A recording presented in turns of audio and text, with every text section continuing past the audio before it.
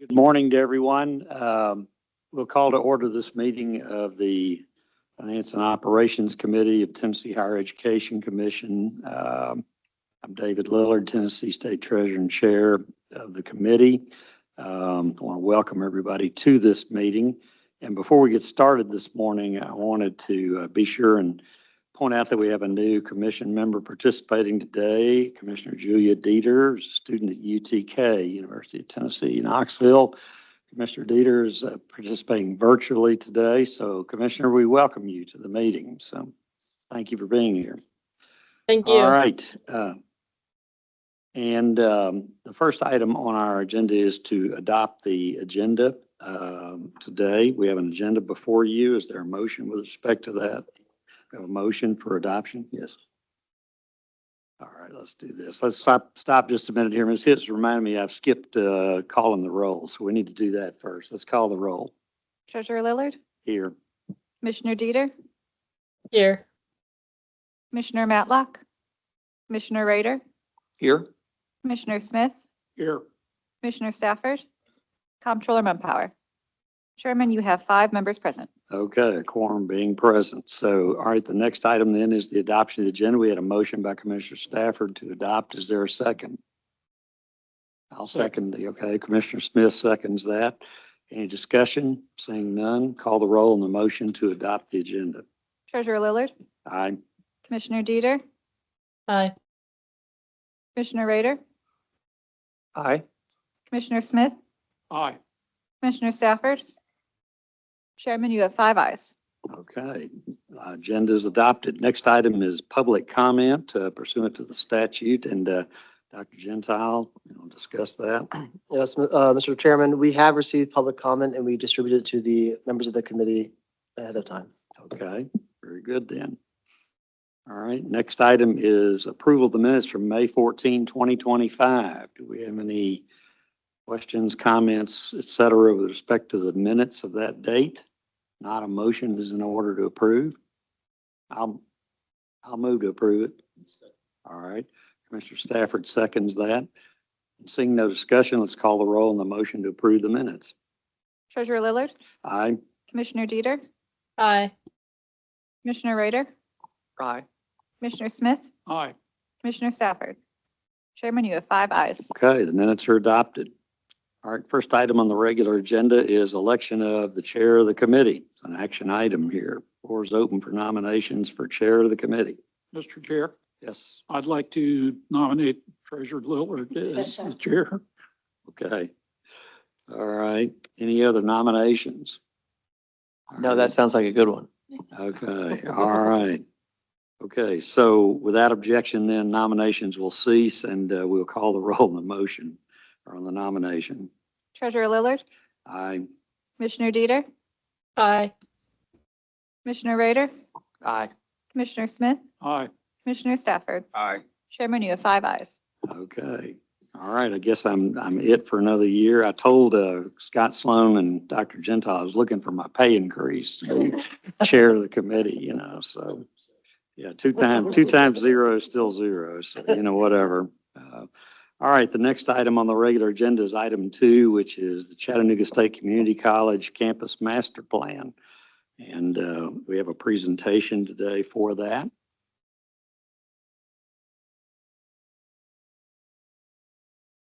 Dr. Ashford, the president of Chattanooga State. Good to see you, Doctor. Good morning. I'm Rebecca Ashford. I'm the president of Chattanooga State Community College, and I'm grateful for the opportunity to speak with you today and present our very ambitious master plan. So thank you so much, Chairman Lillard, commissioners, and Dr. Gentile for the opportunity to be with you today. Before we begin the presentation, I want to give a little bit of context. Chattanooga State is a little bit different among the community colleges in Tennessee in that we are the only college where the Tennessee College of Applied Technology is not just co-located on our campus, but it's actually part of our administrative structure. So both campuses, both colleges are one, and one college is a mantra of ours. And so blending the two worlds of TCAT and community college, you will see as a theme in this master plan. Next slide, please. So over the last several years, we've had a lot of engagement among our college community. 11 faculty and staff focus groups, student focus groups, informal student engagement, online surveys, workshops, steering committee meetings, and of course, a final presentation to the college. And you'll see the word cloud in front of you that presents some common themes that came up, with study space being a huge need on our campus. So this plan, this very ambitious plan, I believe, addresses that. This plan also addresses some other issues at our college. We have some aging buildings. We have some brand new buildings, but we also have aging buildings and infrastructure. And also we have some issues related to vehicular traffic. And so this plan will make our campus, I believe, safer in terms of simply getting around. Next slide. Undergirding this plan is Chattanooga State's strategic plan. And this plan reflects the pillars of our plan, that the areas that focus our work, as well as our purpose, mission, and values. So holistic student support, financial efficiency, those two are some of our pillars. We work towards holistic student support while also being good stewards of the funds that the state has allocated to us. Enhancing campus, the experience, and having a very inclusive campus community where every learner can learn without limits. That's part of our philosophy. It's part of our values and our purpose, and this plan reflects that. And then, of course, we have a great need to modernize the campus. With that, I'd like to turn it over to Sean Gaither from DLR. Okay, you're recognizing. One last piece.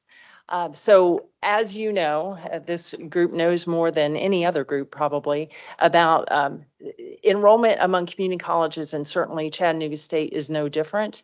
Enrollment among community colleges has seen a decline, particularly in the years of COVID. This plan plans for an increase in enrollment, which we are currently experiencing now, so you'll see kind of our projections into 2034. Keeping in mind that many of our students are not actually on our physical campus. We have a growing number of dual enrollment students. It's probably the fastest growing with the greatest growth of student enrollment in all the community colleges across the state, and we are no exception to that. So not all of our students are physically located on our campus. And now I'll turn it over to Sean. Okay.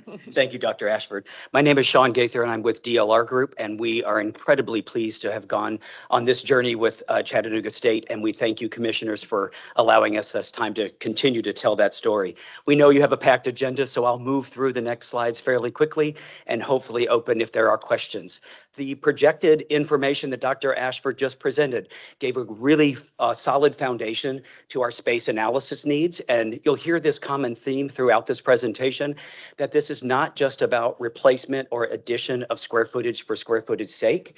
The reality is we're yearning to provide for better square footage that is more aligned with today's learning activities as well. This story is very similar to that throughout the state and the region as well. You can see on the blue bars, that's the existing square footage that's contained on the campus, and the needed square footage is a little bit lower than that. And that is exactly because we're trying to find that sweet spot of the perfect space.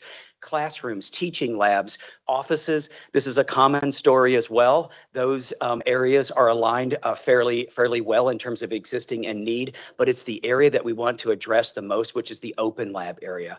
Our research and our work with the Chattanooga State system has also allowed us to know that these open lab areas, flexible spaces for students to succeed both individually and collaboratively, are the areas that are needed most. After the numbers exercise, here's a high-level understanding of what the facilities look like as well. There's two important points about this slide I'd like to make. The area of the yellows and the oranges, those are the buildings that have not seen significant improvements in the last 40 to 50 years. We wanted to focus our energy on those areas. And then there's a solid line that's making its way, that blue line that's making its way through the campus. This campus has two gifts. One is proximity to the river and the access to nature and natural components. The other gift that keeps on giving is the seasonal flooding that keeps coming back. And we wanted to make sure that as we were going through this campus plan as well, every dollar invested was in the right area. And that's on that highest plane that you can see. The reds and the yellows stay within that zone. And you'll see the development of these plans will focus our energy in those areas as well. And looks like I'm going to go off script here. I'm not sure what happened. There we go, load up. Oh, there we go. Thank you. Appreciate that. Facility use. This is the same plan, but we also want to address the issues of where the intensity of the learning was taking place. The blue dots that you see there, workforce development is happening all over this campus. As Dr. Ashford mentioned, there's a successful marriage between the TCATs and the community college as well. But what I wanted to pull your attention to is the area of amenity spaces. These are the purples and the yellows and the oranges. And as we move through this campus plan, we also wanted to make certain that we could combine some of those areas and attach and connect some of them through the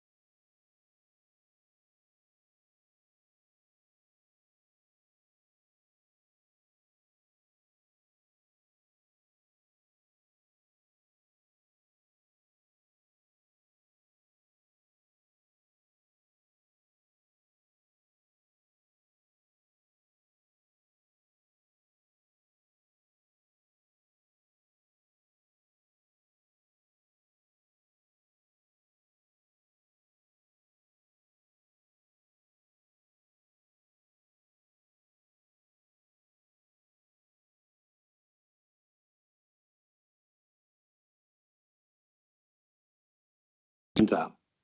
Hi, President Ashford. Thank you so much for being here today. Thank you for the presentation. Looking back at, you don't have to go back, but the slides that show buildings that are in good condition and poor condition. I saw, I believe Omni was in poor condition. As I recall, when I visit campus, I feel like I'm going to Omni Yes, you are. for the most You part. come to And my so, office. and your office is there as well. What role does that facility play in the overall campus as far as classes go and It's everything? probably it is our largest building on campus. It's certainly the most active with lots of different classes. All of our science labs are located there, from the biological sciences to the physical sciences. Our cafeteria is there. We do have a smaller cafeteria across campus in the McCormick Center, but are certainly our largest food service facilities. Our daycare center is located in that facility. So certainly demolishing that building would be incredibly ambitious. It would be very disruptive to the campus community, but it is a building that we continue to have issues with because of its age. Thank you.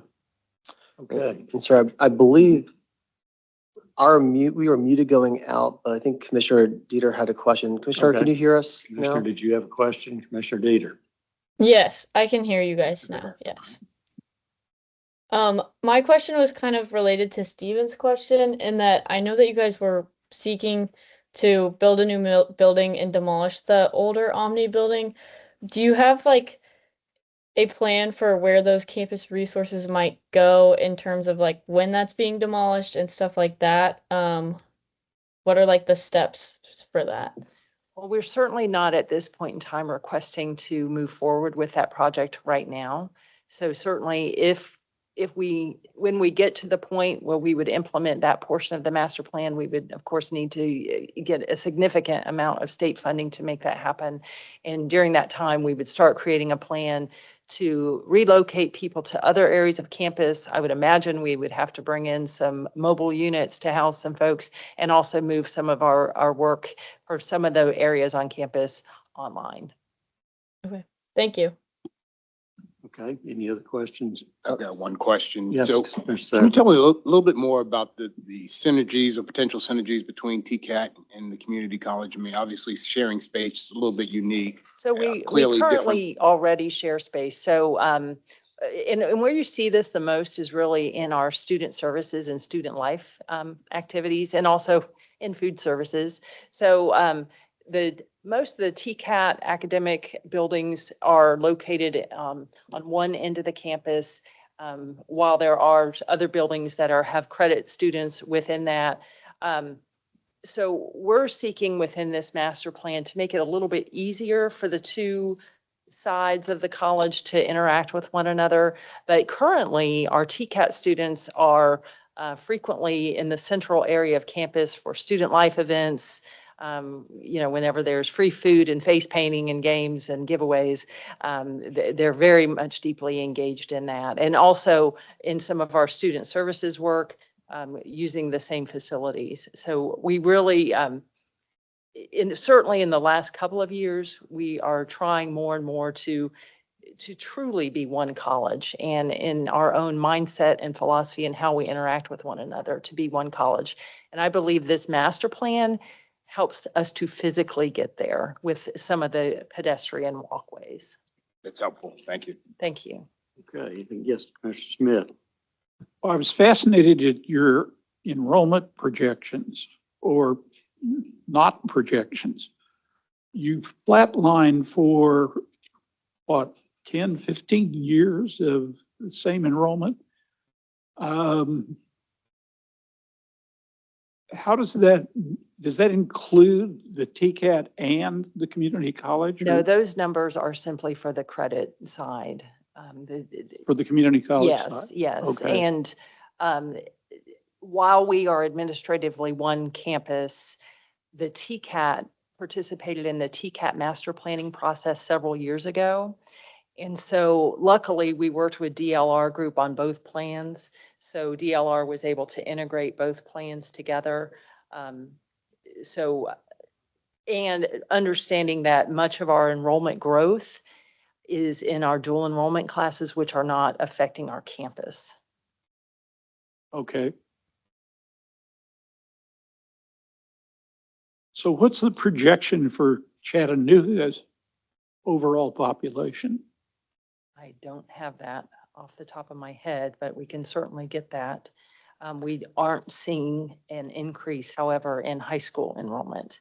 So Okay. that was part of our consideration in looking Okay. at our master plan. Well, I'm a huge fan of your institution Thank you.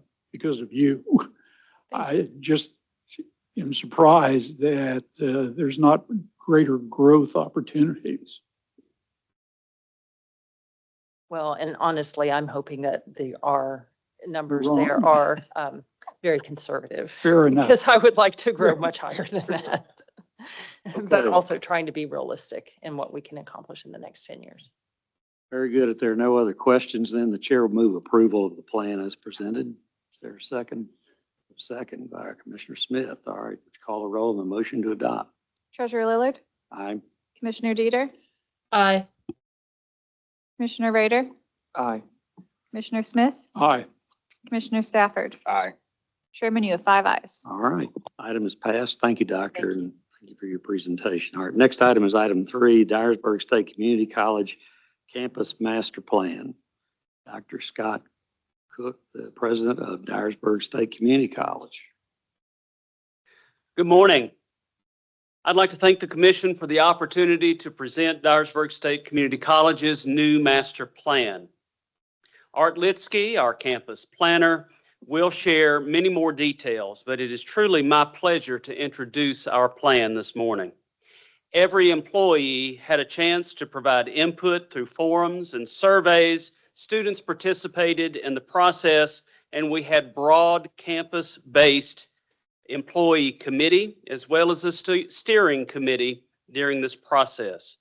The project includes opportunities for Dyersburg State to enhance both student and employee experiences, from purposeful reuse of existing space to beautification to practical solutions to improve maneuverability on campus. Most important, the plan includes new buildings intentionally designed for workforce training needs and enhance the student learning experience. For example, the Dyersburg campus is currently using a former golf clubhouse built in 1955 as its workforce training center, small business development center, industrial maintenance, and emergency medical services, instructional and laboratory spaces. A workforce training building would allow us to symbiotically meet the needs of our communities while expanding capacity and programming. A second building I want to briefly mention is for our Henry County Center space. We are already offering transfer programming there, dual enrollment, emergency medical services, and healthcare technician training. And within the next year, we will be adding a nursing program there at the facility. Within a few years, we anticipate enrollment at that Henry County Center to be similar to our main campus in Dyersburg or our Jimmy Nafee Center in Covington. At this time, I would like to welcome Mr. Art Litsky to discuss the details of our plan, and thank you very much for allowing me to speak this morning. Thank you, Doctor. You're welcome to present there, Mr. Litsky. Good morning. So the process that we went through is pretty simple, actually. It's a 5-step process, planning process, looking at assumptions, looking at the strategic plan, exploring the buildings, the programs, the campus itself, looking at needs and priorities, looking at alternatives, and then the campus plan. It never happens this way, but it's an easy way to discuss how the planning process works. We were very much involved with faculty, staff, and students, a variety of different committees and so on that were a part of this process, open forums and so on. So it's been a pretty open, transparent process to get to where we are today. The college, the college has 3 campuses, Jimmy Nafee campus, the Dyersburg main campus, and then the Henry County Center in Paris. They are, the marketing area really are 9 different counties that work with the college. The main campus which I don't need to, I think, explain right now. Some of the buildings on the main campus. The Jimmy Navy campus, basically 3 buildings, and the buildings that are there. And then the Henry County Center, which basically are a couple of leased spaces within the high school. And they're looking for more appropriate space next to the TCAT that's currently under construction in Henry County. So part of the planning process is to understand how they're using their classroom space, how they're using their laboratory space, and all the other types of spaces that make up this community college. And so we did an analysis of classrooms, and you could see that overall in the fall, they were using their classrooms 11 hours per week. THEC standards say 30 hours per week. So they have more classrooms today than they need, but they'll have more of a problem in a moment. I'll explain that to you. We also looked at their laboratory, their instructional laboratory space. 11 hours per week overall. It varies from 15 to 16 hours per week down to 6 or 7 hours per week, depending on the room or the building. And again, it averaged about 11 hours per week. THEC says that they should be 20 hours per week. We'll talk about that in a moment. It differs by the different campus, and you can see down below the main campus, the Jimmy Navy campus, and the Henry County campus. The population of Tennessee is going to be growing by over 1 million people over the next decade and a half, according to the Boyd Center for Business and Economic Research from Knoxville campus. We looked at the different counties that are feeding into the Dyersburg Community College. They're growing slightly, but they are growing. And so we looked at the enrollment growth and changes over time from 2010 to 2025, where it was pretty constant over the last 7 or so years or so, and then a slight growth from then on. And we're mirroring the county growth to mirror the enrollment growth. So from 2025, when they currently had about 1,100 FTE on-ground students, to 2035, when we think they're going to have 1,990 FTE on-ground students. This is the sort of track that we're following, and this is the enrollment growth that we think they're going to have across 3 different campuses. So this is the summary that comes from the THEC space guidelines. And it says in the future, when Dyersburg has the 1,990 students, on-ground FTE students, they will need open laboratory space, they will need instructional laboratory space, and they will need office space. They don't need classroom space, according to the formula, and they don't need library study space. At this point, I want to stop and say that you don't count, you, meaning THEC, doesn't count the contact hours in workforce training. This campus had 50,000 contact hours that actually impact the classrooms and laboratories and open spaces that are being used, and it doesn't show up in the space guidelines. We think you guys need to step back and think about whether or not you need to rethink how you address those contact hours, because they're hidden from you in terms of the way in which these analyses come out. But it's important in terms of the way in which this college decided that their highest priority is going to be for workforce training. We did an analysis of the campus, looked at the layouts, we looked at land use, circulation, and so on. And here's the way we think the campus would best approach their needs.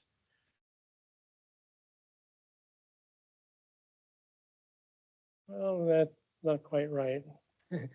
That diagram is switched a little bit, but that building is on the sand lot for the volleyball court, is the new community workforce training center that is important, it is the highest priority for the college. Well, I'm not sure why this is happening, but this is off skew here. We're adding space to Anderson Hall, which is the little building to the, let's see, can I show you? Doesn't work. Ensign Hall will have an addition for music and for art. Music is currently in the gym and art doesn't have any space at all. So we're adding some space to Ensign Hall for that. We are adding a loop road so that circulation can stay on campus, completely around the campus. And we're expanding the road into the recreational space to the north. We're also adding parking. I'm sorry for this. We're adding parking to the right of the existing parking lot. And we're also exploring or expanding recreational field space to the right of the gym. So that's the way it's going to look in the future. We're also suggesting a amphitheater, and the style of amphitheater can be whichever the college wants to put in place next to the student center on the sort of hillside by the student center. The Jimmy Nafee campus, we did the same type of analysis. We looked at classroom utilization, laboratory utilization, and so on. They need more space for their nursing and the health professions. And what we're showing is an addition to their existing building for that shown in the orange building on this slide. We're also looking at enhancing the entrance into the main Jimmy Nafee building. We're looking at a one-stop shop for them in the center of the building, which is basically renovating existing space. We're looking at a change in the emporium, the math emporium that's dual enrollment and used by the university, making it smaller educational spaces for their program renovation. That building is a really interesting building where the county library and the college library are merged together as a resource. It's a fabulous building. The last project that we think needs to be put in place is a lineman's training facility that the college would like to put in place, and that would go to the north, and then a lay down area for their training as well. Jimmy Nafee. And that's the way it might look in the future. Henry County Center, they lease some space in the high school. It's functioning, but it's not appropriate. And the college would like to have their own space somewhat close to the existing TCAT that's currently being constructed in Paris right now. And so wherever the space is donated or acquired, they would like to build their own facility for that particular campus. And that is the master plan for those 3 campuses and the dollars that are associated with the variety of different projects that are coming from that campus plan. And I will end it with any questions. Okay, any questions, Mr. Litsky, about the presentation? Or any comments? Okay, all right, seeing none, is there a motion to approve? All right, a motion, is there a second? I'll second it. Second. All right, so we have a motion and a second, and we'll proceed to a vote. Let's hit call the roll. Treasurer Lillard, Aye. Commissioner Dieter, Aye. Commissioner Rader, Aye. Commissioner Smith, Aye. Commissioner Stafford. Chairman, you have 5 ayes. Okay, the item's adopted. Thank you very much, Dr. Thank you. Cook, and you're a good presenter there. All right, next item is item 4, Northeast State Community College Campus Master Plans. The next item we have here, and Dr. Jeff McCord, the president, will. Hello, everybody. Committee. My name is Jeff McCord. I have the honor of serving as president of Northeast State Community College. I'm glad to be here today with Art to present our master plan. Northeast State's story is a growth story. We've grown over 20% in enrollment in the last 3 years. This year's fall enrollment is the highest in over a decade. We've also seen large gains in areas such as specialized training, apprenticeship, adult education. Those continue to grow. We have a set of growth strategies that are just now beginning to take hold. So we really feel like we're in a good spot to continue to grow. And that's why we're here today. And we also do have a high deal of confidence in Art. His New England sensibilities align very well with Northeast Tennessee sensibilities. And we have a lot of confidence in this plan as we go forward. So with that, let me welcome Art back to the podium. Okay. So do I speak with a Boston accent? I don't. No, I don't. All right, so Northeast State. 4 campuses of different scales and so on. The main campus in Bluntville, Kingsport, which is a great resource for the college and for the community. Great campus, and Elizabethton.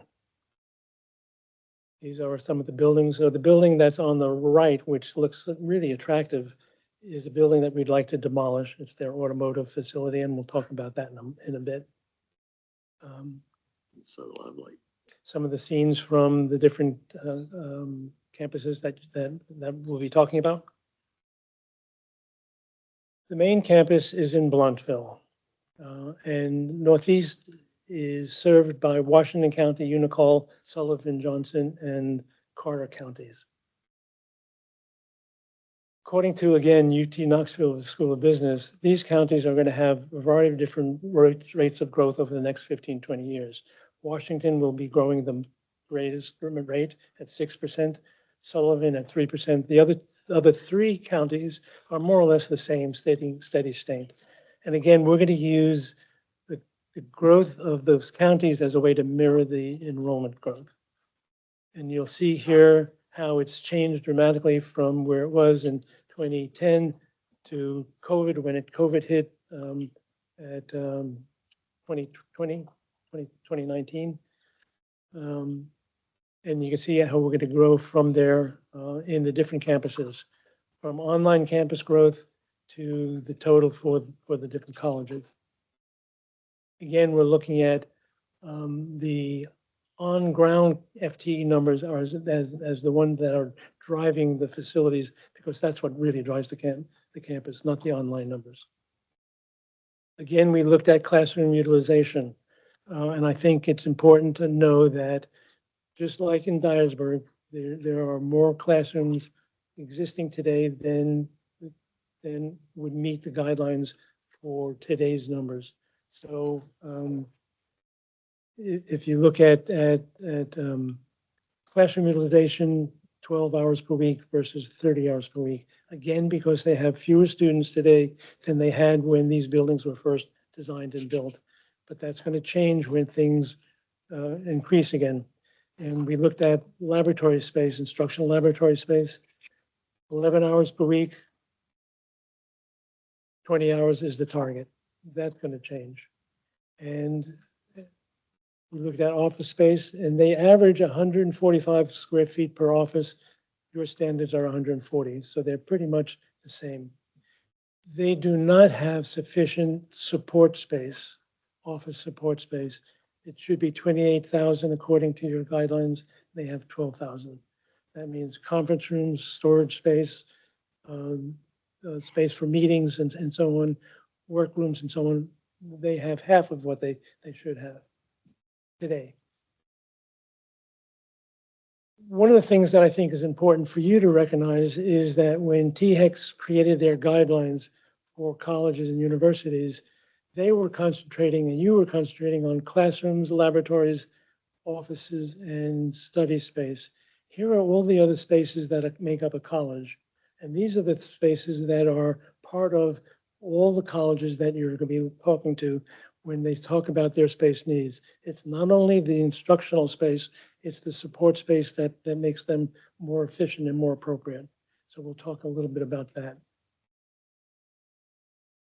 In the future, when they reach their enrollment of about 4,000 students on ground, which is close to where they were 10 years ago, they will need laboratory space, open laboratory space, and office space and study space, a significant amount.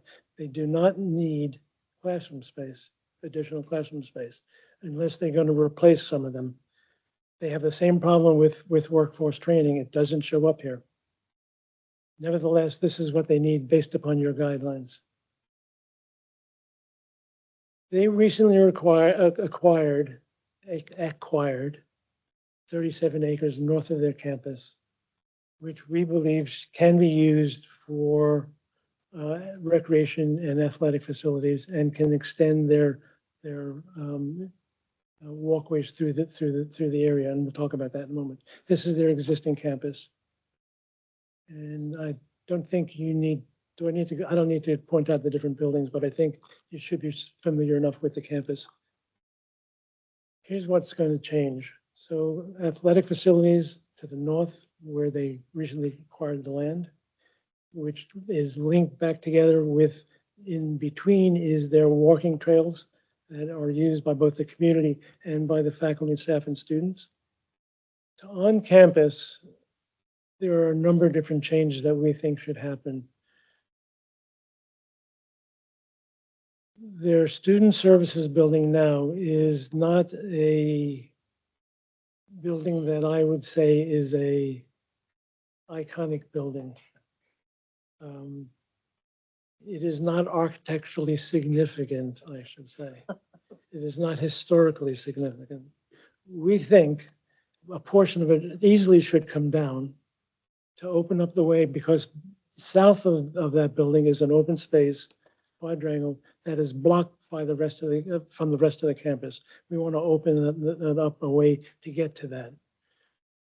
It's a student services building. It can remain student services, but we think if the college can do it, it would be best to actually just remove the whole building itself and open up the whole area, so that the open space north of it and the open space south of it can be combined into one interesting landscape environment.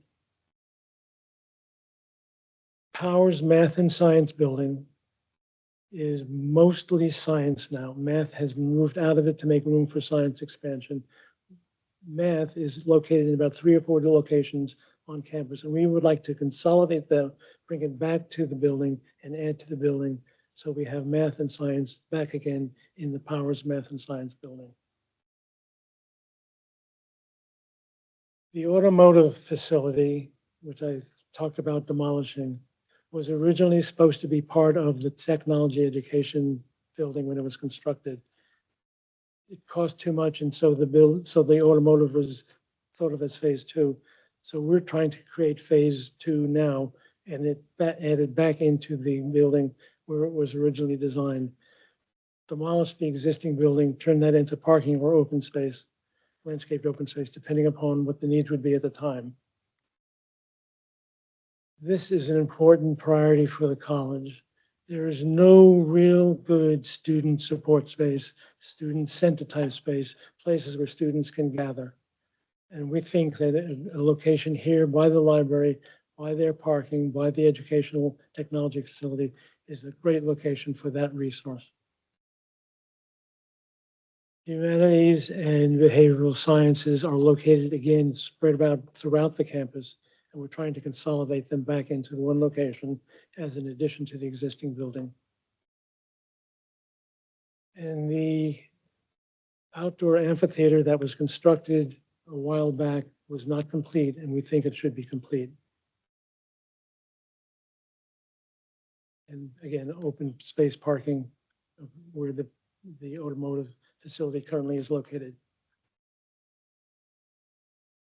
So that's the main campus. The main campus also has a aviation center adjacent to the in the adjacent Tri-Cities Airport. If between the two circles, the lower circle is where the aviation center is. The larger circle is the main campus. It is a fabulous resource. It's reached capacity, and we think it either needs to expand in place or acquire another hangar adjacent to it to allow that program to grow. It's got a waiting list of double their enrollment now. They just can't handle large equipment, and they would like to be able to do so. It's a great resource. Kingsport is, I think, a wonderful community resource. Kingsport City created the academic village, and the college and a number of other colleges and universities are part of that academic village. The health professions building is in need of additional space. I want to show you something here. Within that dotted line, within the academic village, is an area that we think the college should consider space to acquire. All of that space that you're looking at there that is part of the academic village is leased space, including the health professions building that the college is using. That building needs to expand, but we can't show it because we don't own the land. But we're saying that that building needs an additional space for the health professions as a way to help increase the activity that's going on there, and that the college should think about whether or not it can purchase any one of those buildings or some others that can support their academic program. Let's see. Elizabethton is currently under construction. The artist rendition is to the right. That will be a TCAT and college resource when it's completed.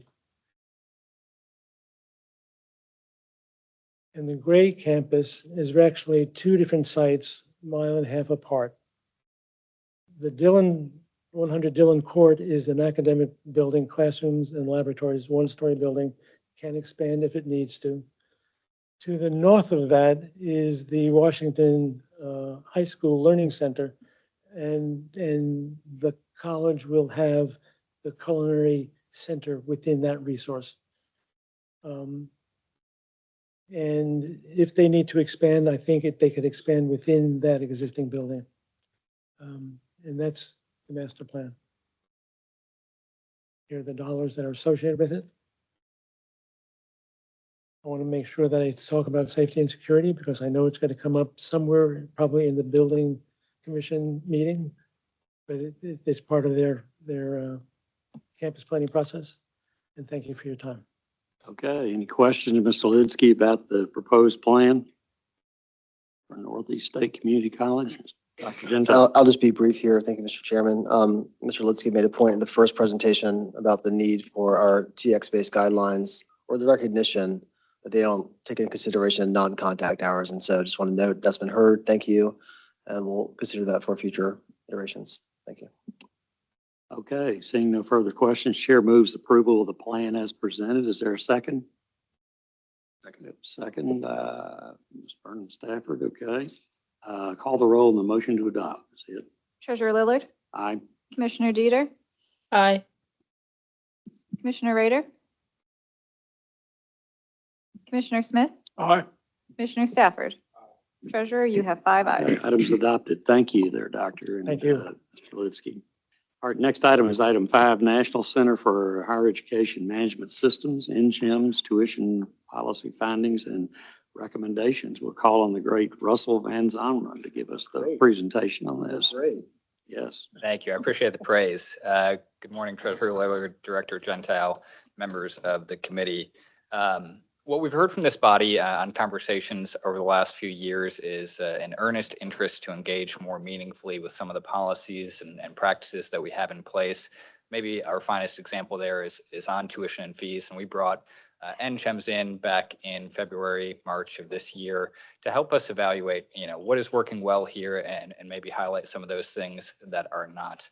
A quick deal of thanks. I do want to say thank you to the IR directors at our institutions, the many THEC staff members, of course, Brian and Louisa at NCHEMS behind me, and to this body for your support and your curiosity. So with that, I'll welcome Brian Prescott, President of NCHEMS, up to the podium.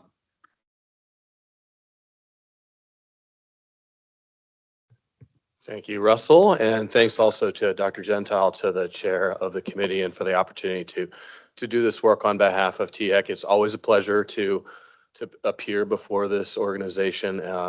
One of your staff members asked if this is my favorite commission in the country this morning, and I would say it certainly ranks highly up there. Dr. Gentile is listening closely to that. We do not have a great deal of time to cover what was a pretty, what turned out to be a pretty extensive analysis that we did. And so I will be quick.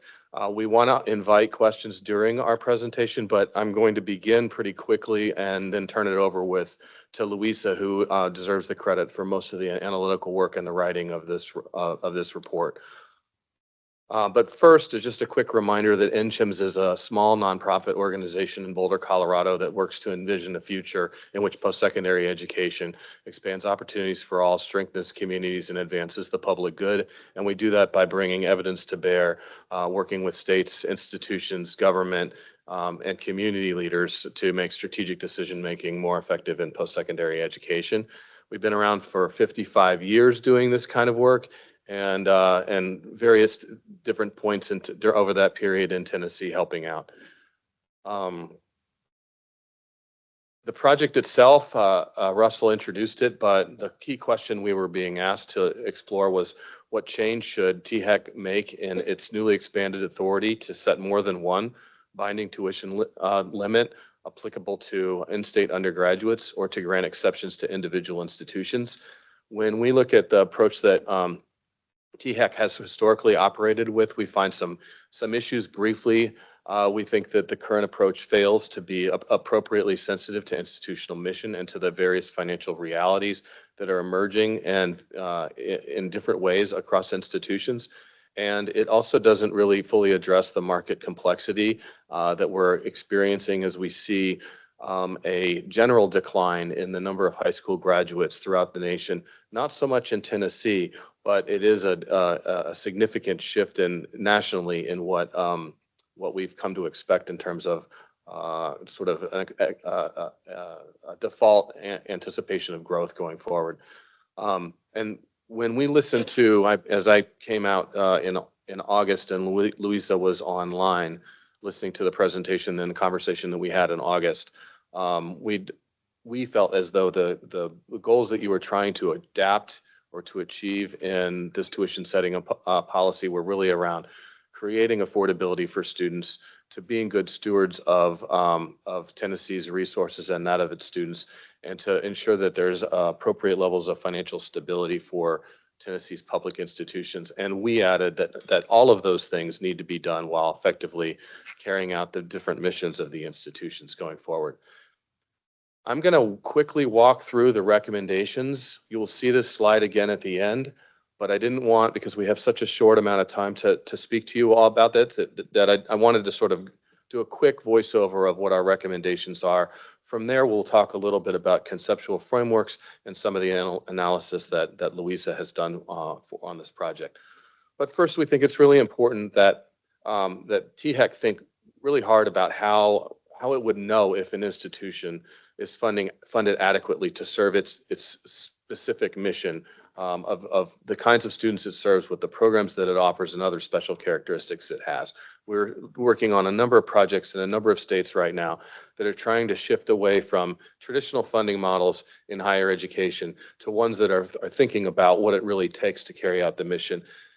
Tennessee has a very robust and often envied funding model for higher education around performance. And we're not speaking to that. We're just trying to argue that in order for you to understand the other half of what makes institutions run, the tuition revenue they generate, it would be important to have a broad sense of how much funding do institutions need overall to carry out their mission.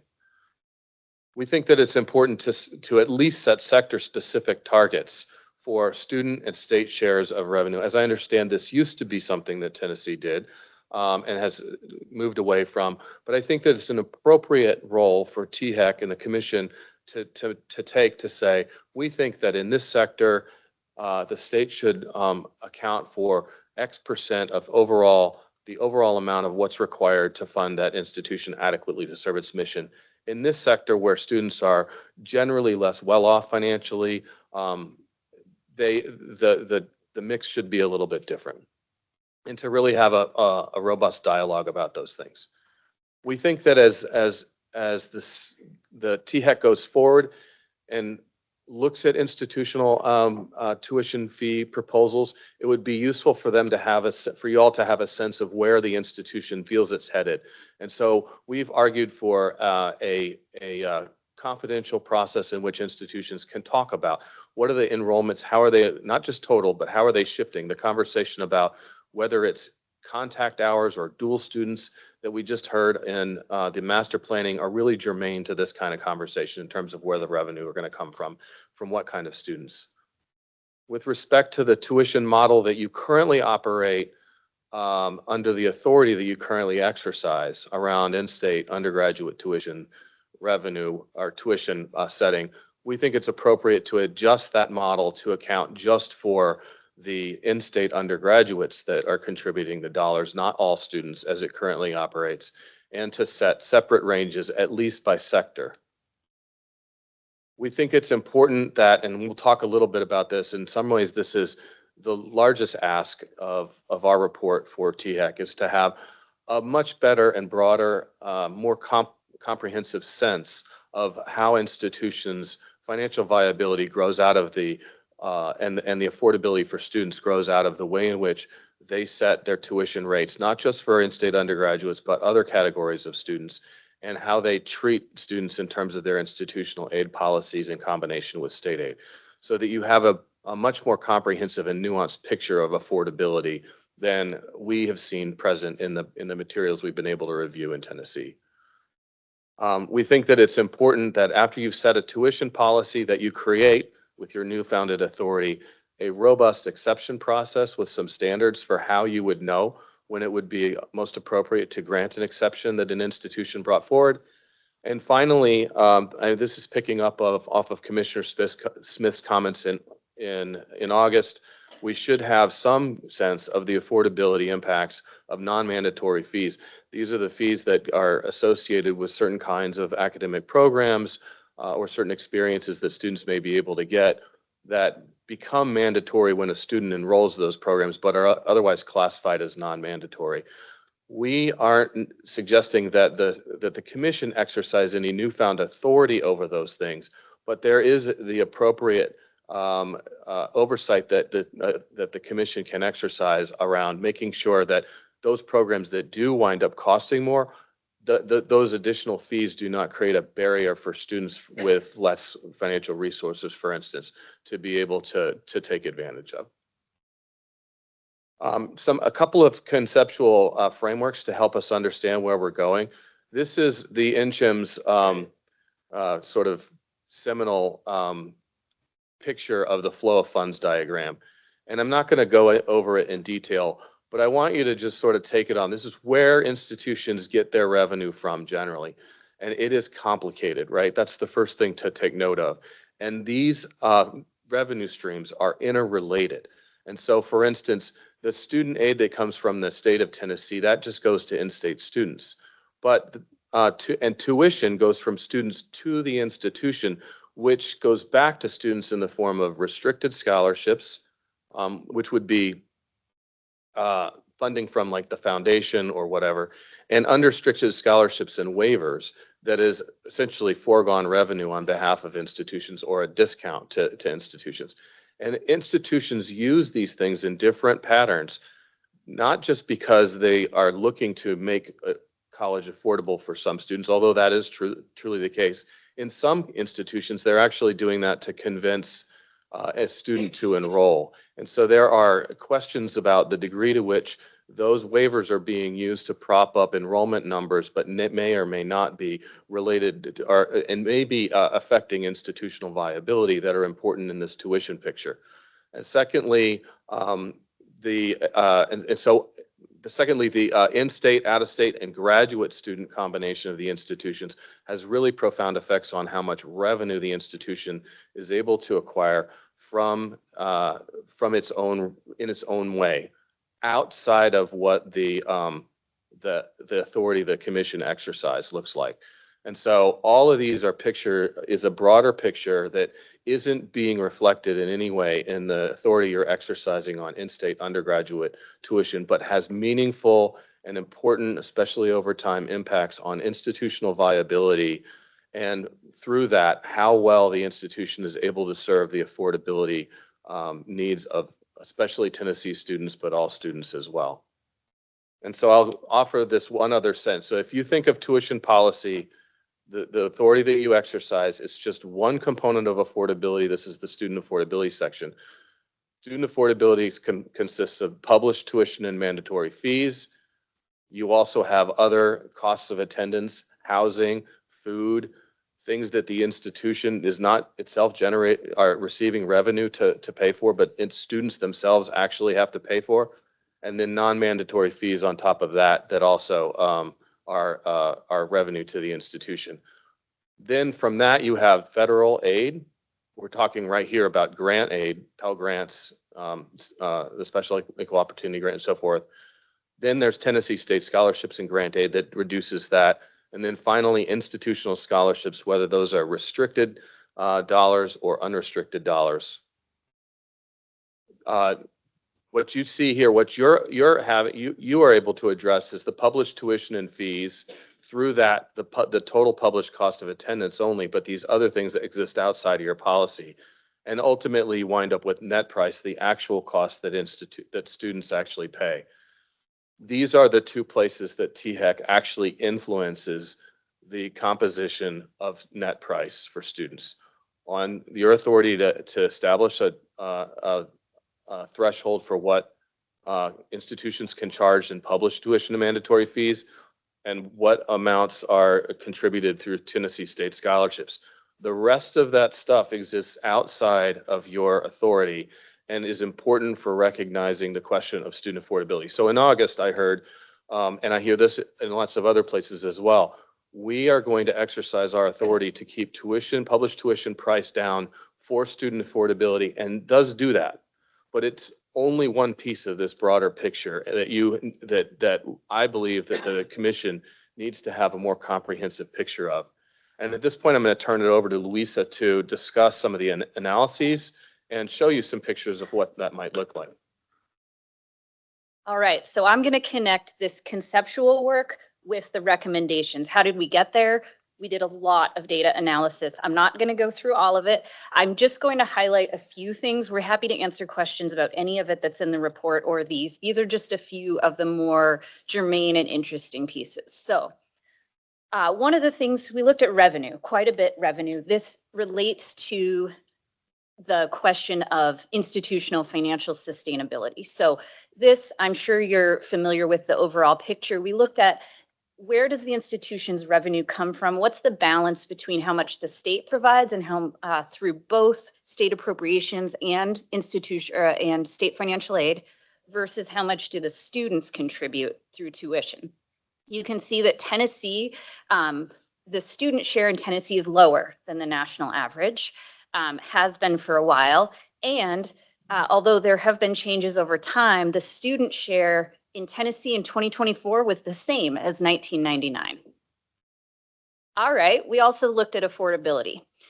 The way that we conceptualized affordability is we looked at all the different funding sources in average amounts per student that a student would have, added them all up for students of different income brackets, and compared that to the published tuition and fees and also to the total cost of attendance. And what you see at all of the institutions, we just have 3 here for illustrative purposes, but we did look at all of them, is that the combination of funding sources, which is student work, we put a modest amount of work that we expect students to do, plus Pell Grants, plus state scholarships, plus institutional aid, both restricted and unrestricted, plus private scholarships, plus a family contribution that varies by income level. At all of the institutions, those sources are enough to cover the tuition and fees. For lower income students, it is not enough to cover the entire cost of attendance. So that's an area where maybe there's room for improvement in affordability. Okay, we also looked at where are the differences between institutions. So what you're seeing here is the percentage of just tuition and fee revenue that comes from different kinds of students and different kinds of tuition and fees. And it varies a lot. So on the one end, you've got UT Southern, where 92% of their tuition and fee revenue is coming from in-state undergraduates and mandatory fees. That's the part that THEC tuition policy governs. So the tuition policy that you all set is going to impact that institution and pretty much all of its students quite a lot. At the other end of the spectrum, you have Tennessee State, where actually only 26% of their tuition and fee revenue is coming from those categories, in-state undergraduate tuition and mandatory fees, because they have graduate students, they have a lot of out-of-state students. And so the policy is going to impact these institutions differently. And as Brian mentioned, it's important to think about how all those pieces work together for both in terms of revenue and student affordability, and how the institution has the ability to move money around. We took a look at out-of-state students specifically and revenue. And what you see is that almost all the institutions, each out-of-state student brings in quite a lot more revenue than each in-state student. And so the institutions that have more out-of-state students, they have a different financial picture than the ones who have more in-state students, right? They can use some of that higher revenue to subsidize their in-state students. They can adjust their tuition. They have more flexibility, maybe, because that's outside of THEC's policy also. Okay, we also looked at institutional aid. So again, this represents discounts that institutions are paying just from their overall budgets that reduces their revenue. And the amount of institutional aid, these are just universities, we don't have this for TBR. The amount of institutional aid that these institutions are awarding per student varies a lot by institution. And so the institutions that are discounting tuition more highly, they have a number of reasons for doing that, to increase student affordability, as Brian mentioned, and also they might feel like they need to do it to maintain enrollment levels. And those institutions have probably a little bit more financial flexibility to use discounting to impact their enrollment or their revenue. Some of these institutions are giving out hardly any institutional aid, and that creates a little less flexibility for them. The other thing you'll notice is that all the universities, with the exception of UT Knoxville, they're giving out higher average amounts per student to higher income students. Mr. Chairman? Yes. So Yes. back to the last slide. Sure. Just a reminder to this board, this committee. I would argue TSU did not have the ability to discount that heavily, Yeah. which is how they ended up where they are financially right now. And they are, over time, going to be reducing their discount rate at this moment. There you Sorry. go. Thank you. All right, so I'm almost back at the recommendations. A few of the principles that we came up with before we came up with the recommendations based on all this analysis is, first of all, that tuition policy should work together with policies on state appropriations, which is the outcomes-based funding, and financial aid policies to all advance the same state goals together. And that's how this policy can have the most impact, right? Is if it's working together with other policies. We also think that assessments of funding adequacy and affordability should be sensitive to mission differentiation. These institutions are quite different from each other. They have different revenue sources. They serve different kinds of students. And so it's important to consider those differences when setting policies and determining both adequacy and what counts as affordability.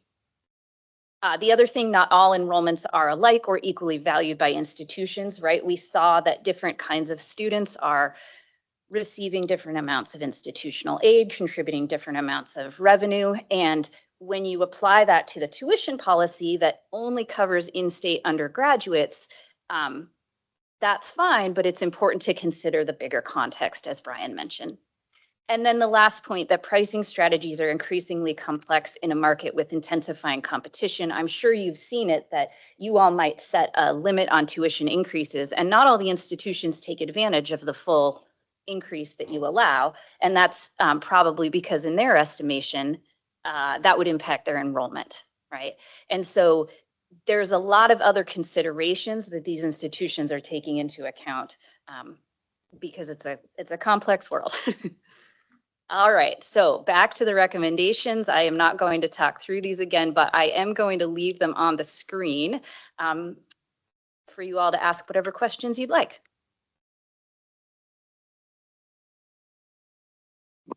Yes, Vernon Stafford. Excuse me. First of all, thank you for the very thorough assessment and report. Of the 7 that's listed here, I presume that they're prioritized. Are there any imperatives here that we just have to get done? Is it if we couldn't get them all done?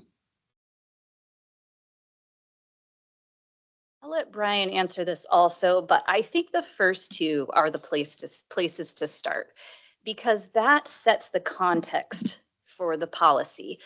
In order to understand how much tuition revenue do these institutions even need, right? You want to understand, well, how much overall money do they need?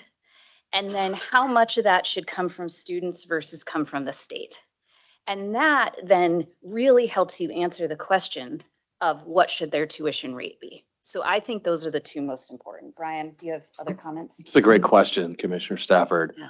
I would organize these in 2 buckets. One is the recommendations that require you to make adjustments in the authority that you already exercise and that has been expanded. And in that case, I would say recommendation number 4 and number 6 address that specific authority that you have. All the rest of these recommendations are much more about how does THEC carry out its statutory role to look after the public interest in higher education in ways that are reflective of the increased complexity that exists around pricing and enrollment in an environment in which higher education is likely to see fewer students of traditional age that it's comfortable serving and has served effectively for a lot of years. And so I would agree with Louisa on that front. I think it's appropriate and important for a body such as the commission to really think about what's the level of funding adequacy for institutions given the various missions they serve. And I don't mean the mission statement, because we can probably look up a bunch of mission statements that exist across Tennessee and eliminate the institutional name, and in some cases struggle to differentiate what that mission statement is. And that's appropriate because those mission statements are about inspiration and aspiration and creating a big tent.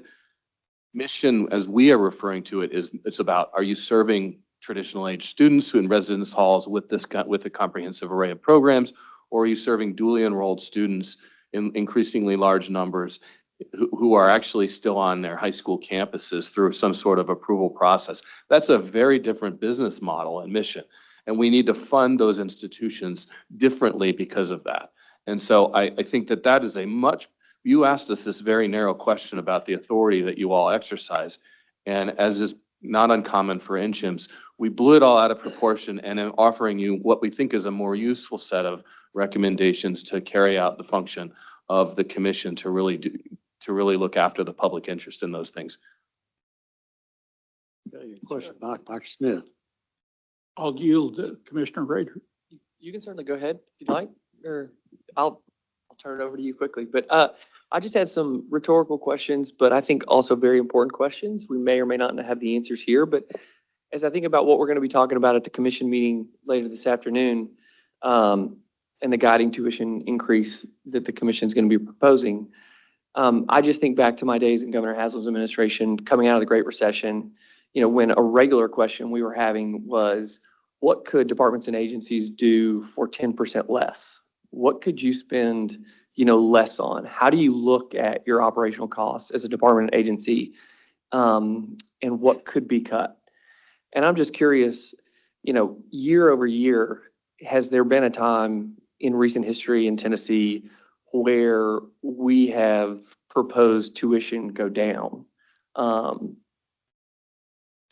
And so that's one of my questions is why do we continue to push tuition up when theoretically we could look at our operational costs as universities and at largely higher education as a whole and say, what are we spending our money on, and could we spend less that then therefore would allow for tuition to go down. And I know that there's many different factors that you pointed in here as to what the actual breakdown of how tuition is arrived at and what funds universities and the entire higher education, system. But I don't hear enough, I think, about asking universities, are we managing the resources that we have as tightly as we should? And therefore, can students get a benefit on affordability that we may not have uncovered? And so I think there's some real questions around all of that, and would love your opinion or, anybody else's opinion. But that's kind of how I think about this right now. I think there's probably a few answers to that question, but I have one thought, which is the way the model that the THEC staff run right now to propose tuition limits to you all that you vote on is based on maintaining the revenue per student of the previous year. So it assumes that the revenue per student from last year is the correct amount. And that's what with some inflation factor, we all know there's inflation, but maybe it's not, right? Maybe last year's amount isn't the right amount. And that's why we suggest that you start with defining what is an adequate amount.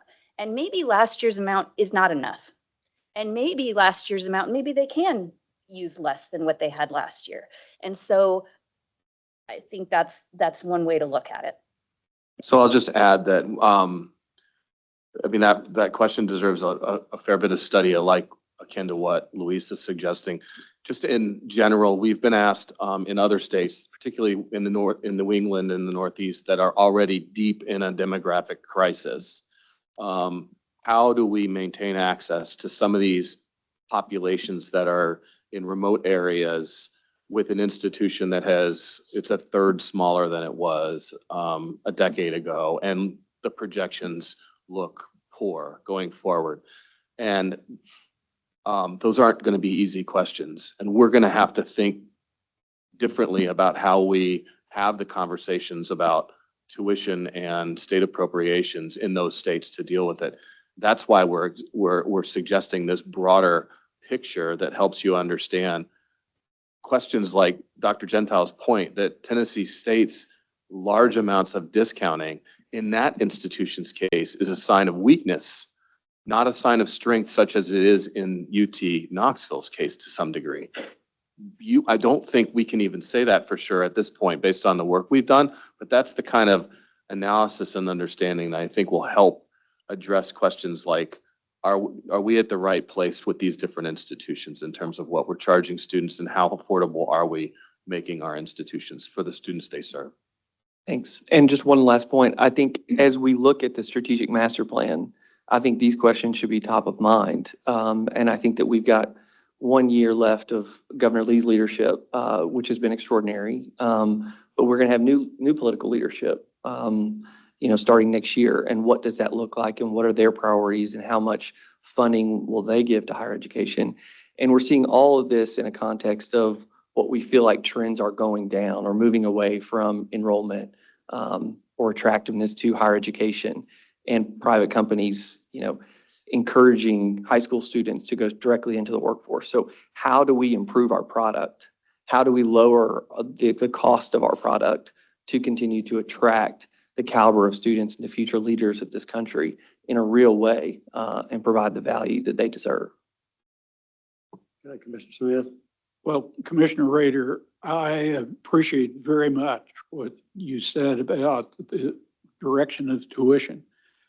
I think and correct me from your analysis if I'm wrong here, and this, by the way, is not the question that I was going to ask, but it springboards from that.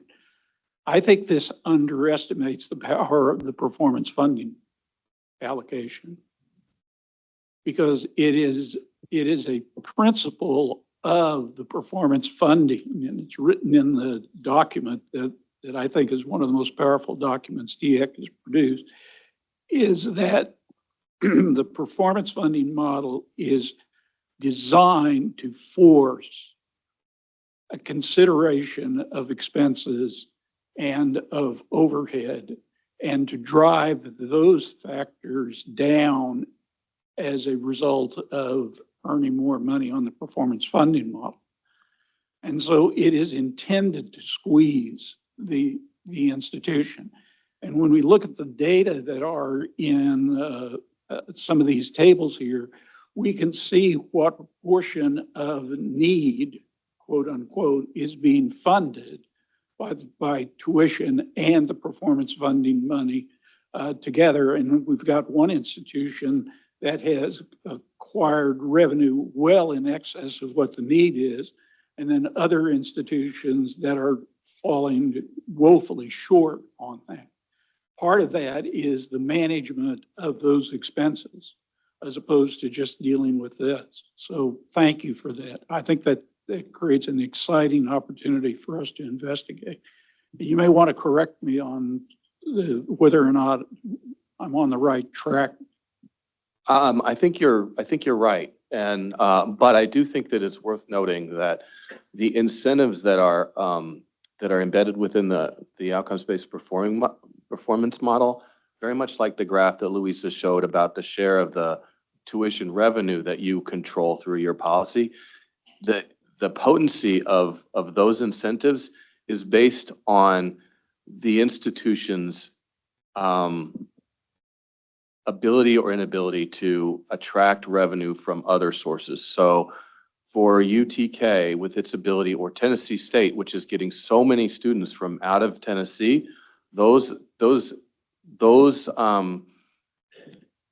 that additional revenue from other sources dilutes the potency of the outcomes-based funding model, and in this picture of the power of the authority you exercise over in-state undergraduate tuition, which isn't to say that it isn't important. It's just, that's not even a criticism of either of those institutions. It's just a recognition that the commission should have about the lever is really foundational in this institution, and it's like a little tiny lever in another setting, right? Well, Mr. Chair, to the question that I wanted to pose before goes back to the recommendations. And I'll make this as a declarative statement, if it's really a question. I don't know how we can consider some of the most critical parts of this, which are 4 and 6, without having first addressed 1. So in the overall stacking of what should we attend on, if we can't define adequacy, then I don't know how we can make an intelligent decision about sector, or for that matter, specifically individual exception processes. And so I'll ask that as a question. Is that accurate, or am I off track here? I would agree that we've got, because I think that we're at an inflection point in the higher education field around higher education finance. When it's all growth all the time, which it had been for 30-something years, we can try to limit tuition growth without having that extreme of an impact on the overall mission of the institution and its service to the institution, to the state. But under the conditions we're in, we need to have a better sense of what is adequate in order to do these things. I just recognize that later this afternoon and in February, the commission will vote on carrying out its authority. And so I'm simply saying that 4 and 6 are pieces of that, while you hopefully figure out number 1 and number 2, which are going to be like a longer term process of data analysis and exploration and lots of stakeholder engagement with the institutions. And I don't think you're going to get there by February, when you have to actually do take the action on the tuition setting authority you have. Yeah. Well, I think about it, pardon me, I think about what just happened a few minutes ago. We had an institution that showed a 10-year projection of flat line. And in my judgment, that's an institution that is a real prize. I mean, there are things they're doing there that are very, very important. That's not to say that that isn't true of any of the institutions, but they should not be punished because they're going to be flatlined. I mean, growth isn't the only measure of meritocracy here. And if we don't have the levers to be able to respect that and to help that institution, then I think that we're failing in one of our responsibilities. Let me offer a counterfactual that won't get me in so much hot water in Tennessee, because I'll talk about institutions elsewhere. Pick Pennsylvania. Yeah, let's say Pennsylvania or Vermont or whatever. There are institutions, their enrollment projections aren't flat, would be a dream state for them. And the state needs to ask questions like Commissioner Rader's asking in those cases, not because it's a matter of efficiency and we want to deliver a low cost but high quality education to everyone, but because the institution cannot sustain all of the comprehensive programs that it has with the enrollment it's likely going to get without shifting the program array and figuring out ways to collaborate. I want to also point out that Chattanooga's got the TCATs on its campus. That is a thing that we're being asked to help figure out how to do elsewhere, because it saves money and it brings things together. And for example, that's one of the potential solutions that we're looking at in other places. But the other thing is that they've got to do some market segmentation and figure out how much of this dual enrollment influx that they're getting in the 2-year sector, let's say, is actually paying its own way. And if it is, great. If it's not, how are we going to, even if it is, it's a different student population than we're set up to serve. So we've got to figure out ways to change our delivery mechanisms and our business models. Oh, I think that is absolutely accurate in terms of how we're approaching dual enrollment. Dual enrollment is for many, many of these institutions, a loss leader. If they do not bring that student from that high school to the campus, then they've lost money on their investment in the dual enrollment. But we've approached it as if it is the panacea for all of our ills. Yeah. All right. Yeah, that's why we didn't talk about dual enrollment, but I'm going to have to click like 8 times to go back to the previous slide. But one of our points was that not all enrollments are equal, and especially financially, that's true.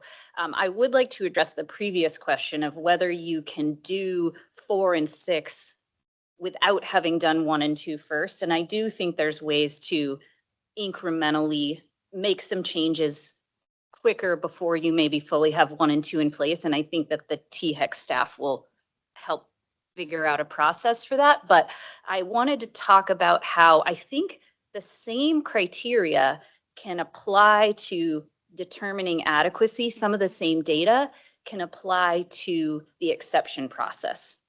And so in the report, we talked about peer comparisons. And so one of the ways to define adequacy is to look at similar institutions around the country and how much funding they have overall. And is each Tennessee institution probably would have a separate set of peers. Institutions that are most like them, are they funded higher, lower? What's that look like? So that's a place to start on adequacy. And it's also a place to start on the exception process, right? An institution might be able to say, look, we're below our peers on these 4 things. That's an argument for making an exception. So these things work together. Okay, I think this has been a very productive conversation today, but we've got a few other items we got to address here on the agenda. So I want to thank Dr. Prescott and Ms. Hungerstorm for their great presentation here today. And I'm sure it'll be the subject of future discussions among the commissioners. Thank you very much. Okay. All right. Next item is to discuss item number 6, which is the 26-27 operating state appropriation recommendations. Mr. Van Zymerman again. Good morning again. Thanks for having me. Russell Van Zomeren, Senior Director of Fiscal Policy. I'm presenting the FY 26-27 operating state appropriation recommendation. As with every year, we approach this budget with a great deal of care and consideration, trying to find ways to fund a higher education system that ensures student success, builds strong communities, and improves the lives of Tennesseans. I'll run through these relatively quickly, and if we have questions, we can pause. We've broken our budget request into 5 major categories. You can see those on the screen in front of you there. Outcomes-based funding, nearly $74 million, $3.6 million to fund our specialized units, largely that's for our medical colleges, $104 million to invest in statewide system priorities, $12 million for TSA, and about $36 million for agency requests. I'll start with that outcomes-based funding formula. This is a much more substantive request than you all saw before you last year or the year prior. And the simple reason for that is that outcomes are up relatively significantly. We're up a little over 2% across the system. Nearly all institutions and all outcomes have increased. In part, this is a recovery story from some of those pandemic lows that we saw, especially true for our community colleges, where the average community college is up 3.25%. I'll highlight 2 institutions that might be worthy of talking about, 2 of our better performing institutions this year. First and foremost, when this body convened back in 2021 to approve the acquisition of UT Southern, they voted that Southern would join the formula as soon as practicable. That is 2025. We're happy to have them in the formula now. We have 4 years of solid data, and the data we're seeing from UT Southern shows that under UT's leadership, the institution has grown pretty dramatically and is already producing great outcomes. Those outcomes have led to a request for $9 million in appropriations for 26-27. On the community college side, our best performing institution, and I know President Cook at least was here, maybe he's still here, is Dyersburg State. Dyersburg State has had great outcomes. In fact, one of the things I think we're maybe most excited about, they had about 450 associate degrees this year. That's the most in the history of the institution. So really good growth happening at Dyersburg State as well. Thinking about our specialized units, this is, well, I'll show you the list here. Any institution that is not in the formula is in a bucket of institutions we call our specialized unit. That 3.6 million, the majority of it is for the colleges of medicine. On agency requests, I mentioned 12 million for TSAA, 35.7 million for agency specific requests. Dr. Gentile will walk us through those in the full commission meeting. On strategic initiatives, 104.1 million to invest in statewide system priorities. You can see those broken out by category here. With that, THEC staff recommend approval of the FY 26-27 operating appropriation recommendation. I'm happy to take any questions you may have. Okay, any questions of Ms. Van Zymer about the state operating request here? All right, seeing none, the chair would move approval of the item presented. There a second? We have a second by Vernon Stafford. All right. Any further discussion? Seeing none, call the roll on the motion to adopt. Treasurer Lillard, Aye. Commissioner Dieter, Aye. Commissioner Rader, Aye. Commissioner Smith, Aye. Commissioner Stafford. Aye. Chairman, you have 5 ayes. Okay, the item is adopted. All right, next item would be the fiscal policy revisions on item 7 here. This is fiscal policy F 2.0, tuition and fees. Mr. Van Zymer. Thank you. As you all know, last session, legislation was passed that amended THEC's tuition authority to allow for separate maximum increases by institution. Through conversations with this body and with the broader commission over the last year, we heard a desire to maintain some amount of flexibility in that policy with regard to tuition, continuing the commission's tradition of setting one maximum increase annually while maintaining the commission's authority or purview to allow additional increases if they deem appropriate. The policy revision that you have in front of you today does just that, aligning THEC policy with state statute, providing an avenue for institutions to raise concerns that may be financial in nature and necessitate an expanded tuition cap. With that, THEC staff recommend adoption of the policy. Okay. Any questions in regard to that matter? All right, we have a motion by Mr. Stafford. I have one question real quick. Yes, Is Mr. Rader. this the actual number or is this just the policy? Policy. Okay, thanks. Yeah. All right, is there a second? I'll second it. All right. So any further discussion on that item? All right, seeing none, Ms. Hitt, call the roll. Treasurer Lillard, Aye. Commissioner Dieter, Aye. Commissioner Rader, Aye. Commissioner Smith, Aye. Commissioner Stafford. Chairman, you have 5 ayes. Okay, the item is adopted. Our next item is item 8, the FY 26-27 guiding tuition and fees ranges. Mr. Van Zimmerman. Glad to be here again. Each year, as you all know, this body sets guiding tuition and fee ranges for our institutions or maximum increases for our institutions to give the institutions a sense of where this body may go if the appropriation request is met each year. We just had a pretty robust conversation with our friends from NCHEMS here a few minutes ago. I want to assure the commission, while there's many things that we can and will do in the coming months and years to improve our tuition policy, the current policy and practice is not broken. I think there's opportunities for improvement, but as we make our recommendation today, I still feel pretty good about where we're landing. You can see here, we've had some broader maximum increases over the last 2 or 3 years, but we're still well below where our increases were prior to the commission gaining authority. What that's meant for students is that the nominal costs, of course, of college continue to tick up, but the real costs have actually ticked down, down to about where they were a decade or so ago. Looking ahead to this year, we pulled the inflation rates, which drives a lot of our conversation for today. The good news with inflation is that we've come down from some of those pandemic highs that you can see in the mountain there between 21 and 2022. The maybe less ideal news is that we've settled on inflation rates that are still a good bit higher from where we were in the prior decades and certainly higher than the Fed's target rate of 2%. So how that plays through our system, of course, we're looking at appropriation revenue and tuition revenue. We take the total, we estimate a total inflationary need. That's that core CPI of 3.1% that we saw on the prior screen. And then we divvy that up between what our appropriation request is and what we would expect to make up in tuition. So on the appropriation request there, of course, we have $73.8 million through outcomes-based funding. We've also estimated, just for purposes of setting a binding tuition rate, a 2.5% salary increase for our institutions. That would cost the state about $37.6 million. The balance there in that bottom blue bubble is what we would need to make up. It's $171,000. It's almost zero for the purposes of this exercise. The reason that is of course, some of our institutions probably could be at zero based on this modeling, to Commissioner Rader's point. Some of them may even be able to go negative, but some of them, based on the outcomes-based funding formula, we would expect to need some amount of tuition increase going into FY 26-27. Last year when this body met, or last spring when this body met, we set a 0 to 6.5% binding tuition range, coupled with $52.8 million in appropriations, 3.3% inflation. This year, as a guiding range, combined with the $73.8 million for outcomes-based funding and a 2.5% salary increase, THEC staff are recommending a 2.5% guiding range.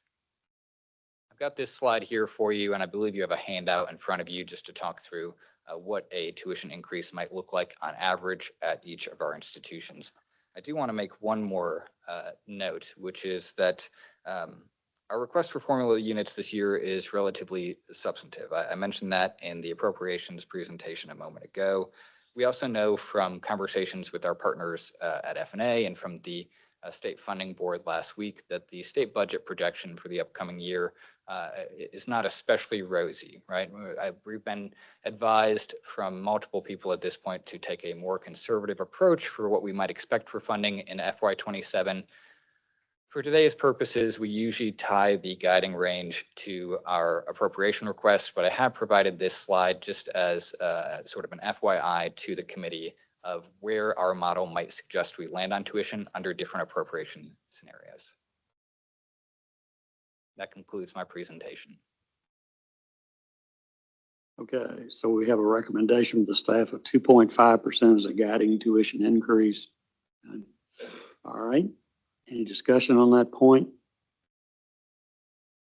Yes, sir, Commissioner Rader. I think just reverting back to my previous comments, I'm going to be voting no for this. Closer to zero is my preference. So thank you. Okay. All right. Any discussion, any further discussion on this matter? I assume that staff has consulted with the universities involved and such about this. We have, at this point, we've heard no concerns. My largest concern again is where we will end up on appropriations in February. Right. Yeah. Okay. All right. Is there a motion with respect to the item on the table now? Chair will move approval of 2.5% as per the staff recommendation. Is there a second? A second by Dr. Smith. All right. Any further discussion? Seeing none, call the roll. Ms. Hitt? Treasurer Lillard, Aye. Commissioner Deeder, Aye. Commissioner Rader, No. Commissioner Smith, Aye. Commissioner Stafford. Aye. Treasurer, you have 4 ayes and 1 nay. Okay, the item is approved. All right. Thank you very much, Mr. Van Zimmerman. Our next item is item 9, which is the FY 26-27 capital projects recommendations. Ms. Brenda Smith, Senior Director of Facilities Planning, will give us that. Good morning, Treasurer, Dr. Gentile. Did you have something? Yes, just real quick, 1 second, Brenda. I just want to take a moment to thank, we do have members of the Department of F&A here for this meeting, David Thurman, the State Budget Director. We have Greg Turner from Operating, Ava Bell, and Angela Scott from Capital as well. We work very closely with them throughout the year, so thank you very much for joining this meeting today. Mr. Treasurer. All right. All right. Ms. Smith. Okay. So good morning, Treasurer, Dr. Gentile, and members of the committee. I'm Brenda Smith, Senior Director of Facilities Planning here at THEC. So I'll be presenting the 26-27 capital projects today. As you can see, we've got some pretty big numbers here on the screen. So I'm going to try to break this down for us in a little more bite-sized pieces. We have 18 projects recommended this year, 8 for the LGIs, 7 for TBR, and 3 for UT, totaling $1.57 billion. So out of this 1.57 billion, so out of this, the institutions were asked to assign their projects to one of these 4 categories: the workforce development, institutional research, institutional priorities, or facility renovation or optimization. So in the workforce category, 16 of the 18 projects were assigned to this very popular category. So the next 3 slides are going to show the relative costs of these projects. So here are 6 of the LGIs, 7 for TBR, and this is all of their projects, community colleges, and 3 from UT system.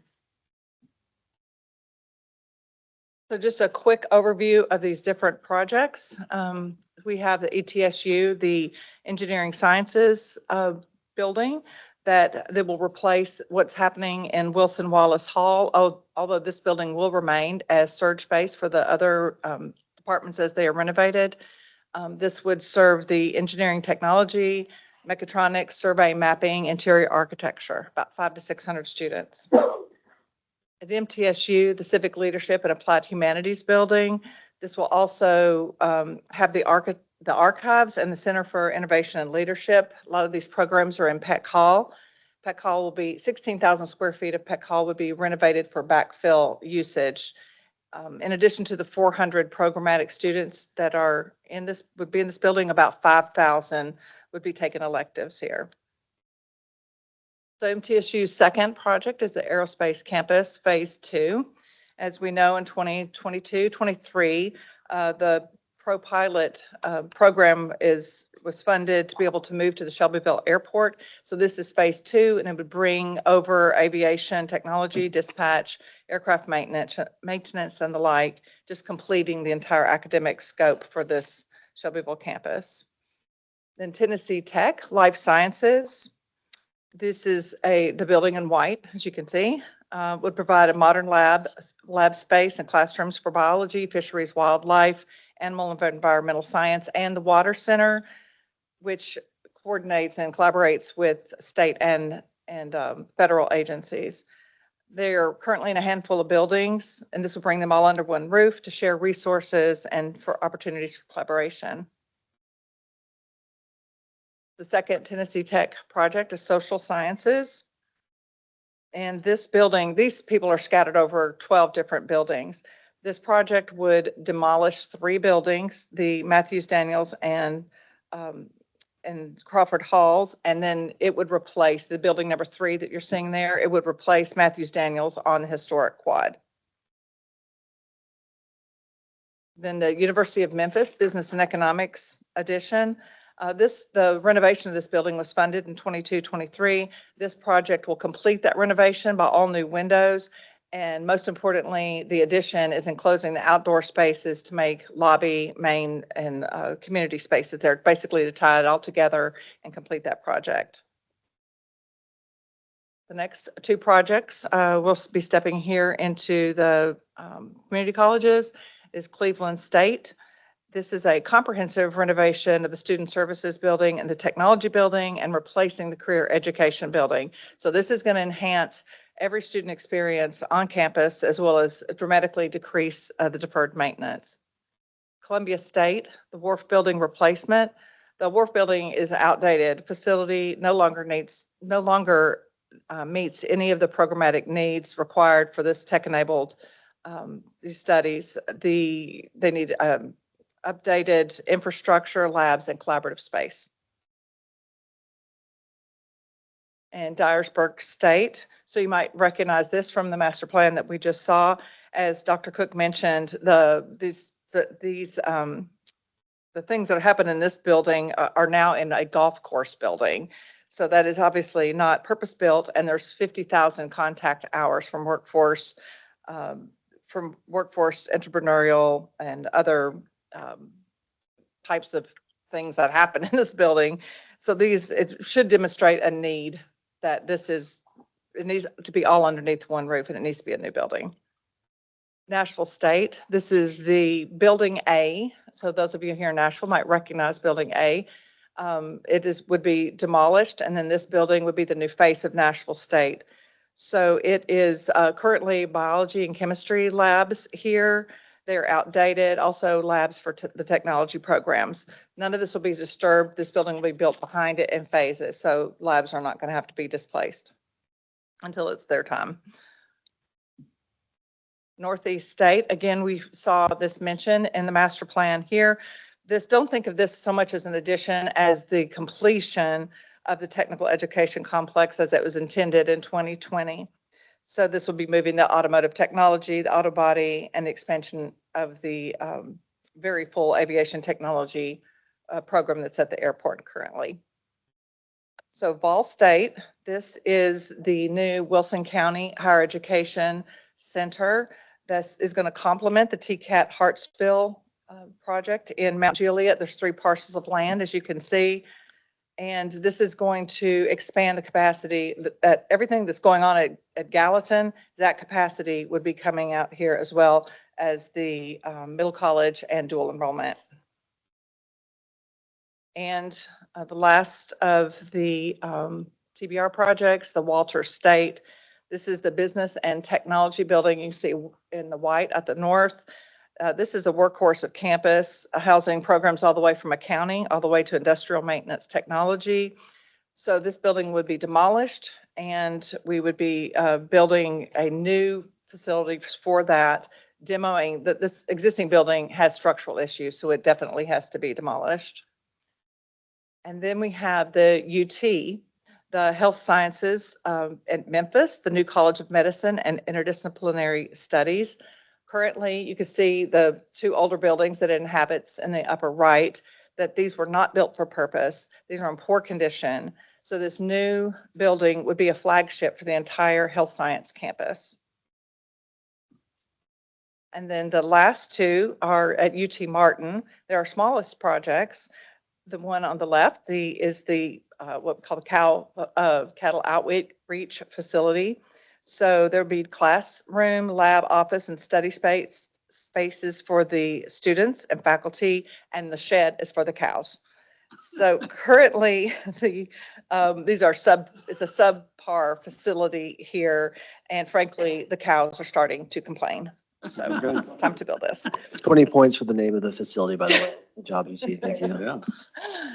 Then the second UT Martin project is the Health and Counseling Center. As you can see, the picture in the upper right is basically a house where it is located. This is not conducive to clinical functions, and nor is it ADA compliant. So the new health center would co-locate health services with the counseling services and in a one-stop shop, and would be able to meet the appropriate functional and privacy requirements.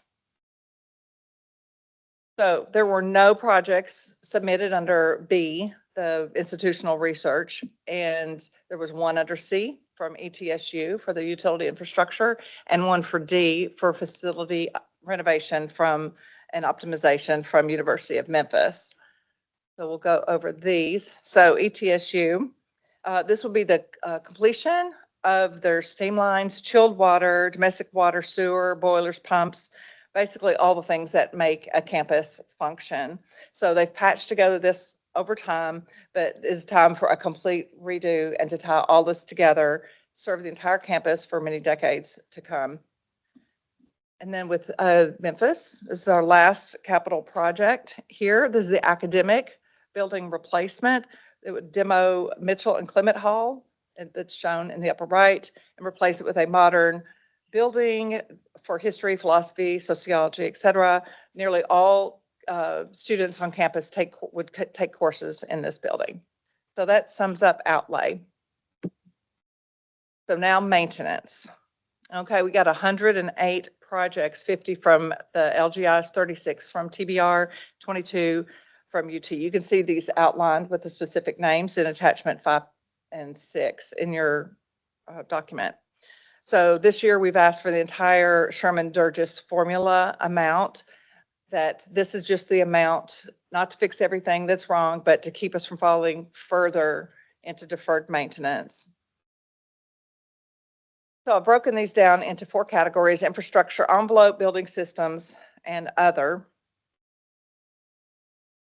But as names are sort of abstract, I thought I'd share a few pictures. So for infrastructure, these are the least obvious things, the hidden systems, but these support the entire campus. Treasurer, I believe it was a year or 2 ago, you asked, what if something broke, would it end up on the news? And this would definitely be one of those things. Then for envelope, windows, doors, bricks, siding, flashing, the whole skin of the building. So the degradation of the envelope, it's heat loss, pests get in to the building, but most importantly, it's the water intrusion. This is the slow death of a building, is envelope issues, mold, structural damage, and eventually building failure.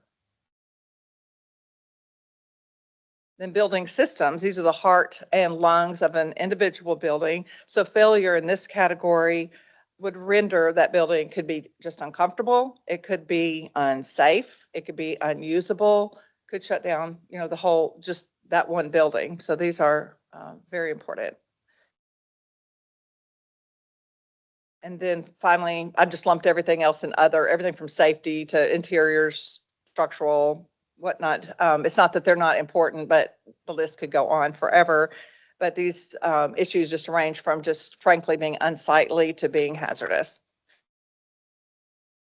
And then at the very last, we have disclosed projects. We have, you can see these in attachment 7 in your packet. The LGIs had 4, TBR had 1, LGS had 6, TBR had 1, UT had 4. This combination of revenue and TWSBA funded projects. So this concludes the capital presentation, and I'd be happy to take any questions. Okay, any questions? Yes. Yes, do you have one? Yes. Stafford? 2 questions, actually. First question, were there any projects, capital projects that were on the list that didn't get approved or recommended by you or your team to move on for approval by the state?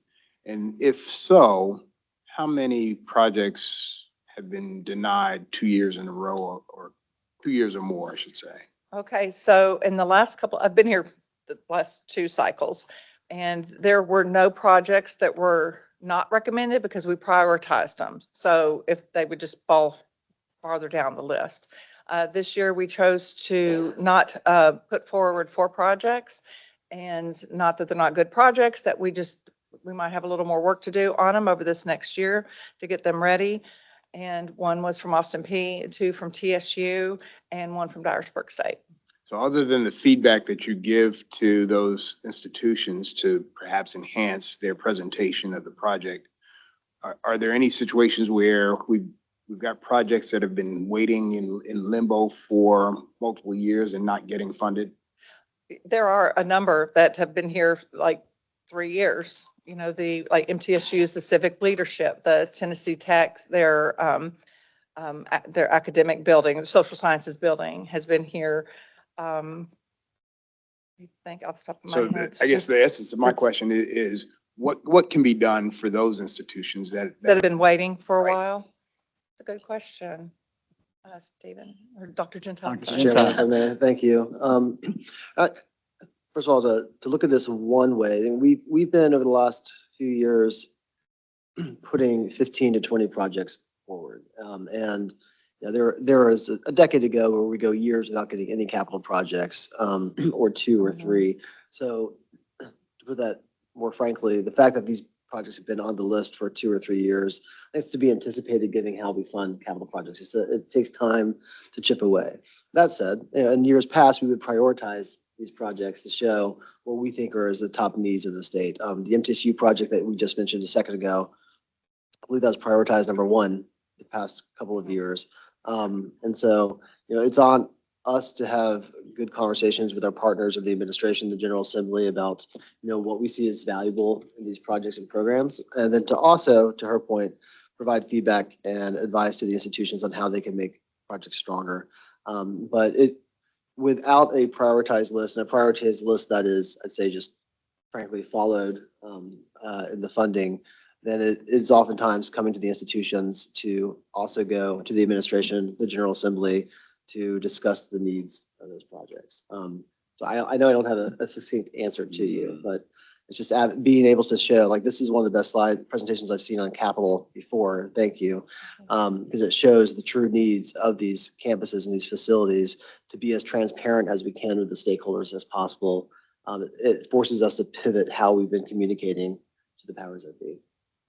And then quickly, my second question on maintenance, you talked about the fact that we're trying not to add more to the deepening hole of deferred Yes. maintenance, but we do have a pretty large number of deferred maintenance items Yes. that are pending. How do we clear that backlog? What do we need to do? Well, get a that check addressed. for about $2.5 billion would help. Yeah, other than that, obviously. I think there are different strategies that have been put out there. One, you know, I was talking to Commissioner Ragsdale about this the other day, is energy efficiency opportunities with companies that can overhaul infrastructures and make it more efficient on campus. There's that. We've had really good conversations with our friends in the administration, and starting early conversations with the institutions to show, well, what are institutions doing for capital maintenance? It's not all on the state. You know, there's that institution share, and to be able to be more transparent with that with all. To show that it's a check from the state for $2.5 billion would be fantastic. But there are other options and other levers that can be pulled, are being pulled. And we need to wrap our arms around all those so we can get a better picture about the strategies ahead of us. Yeah, what we're seeing here is the ultimate exercise of putting the square peg of expenditures in the round hole of revenue, you know, is what we're doing here. So, but it involves looking at the attributes of each project and prioritizing those based on that. For instance, the College of Medicine project for the University of Tennessee is a very critical project for the state. And that's the reason it's on this list, you know, so very important. So that's an example.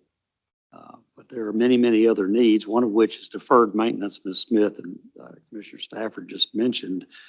We really don't yet have our arms fully around deferred maintenance as to what the true fiscal note of that is, you know, but it's daunting to say the least, I'm sure. Sure is. All right. So, all right. Any other Mr. Chair. discussion? Yes, Mr. Smith. Quick question. A couple of years ago, particularly led by Senator Watson, was to fund the inflationary increases between the time projects were approved and then what what has happened to that bucket? You want to comment on that? Do you mean what's happened with those projects that were inflated or what's Yeah. happened to? I was going to speak real quick to how we have changed our process for this. We have asked institutions, and Ms. Smith, please correct me if I'm wrong, to project their cost to the midpoint of the construction of the construction, facility, which that's right. should, on the front end, give a better projection on where costs need to be. Do we have updates on the other projects that received the inflation funding? If not, we can provide it afterwards. I believe it's Tennessee Tech and. The amounts that are in the packet include, well, most of them do. Some of them is unclear if that included the inflationary funding. But most of them did have it out to inflation, out to the cost of, to midpoint of construction. We'll provide follow-ups on the projects that were we'll- funded with the Yeah. inflation. We don't have that in front of us right now.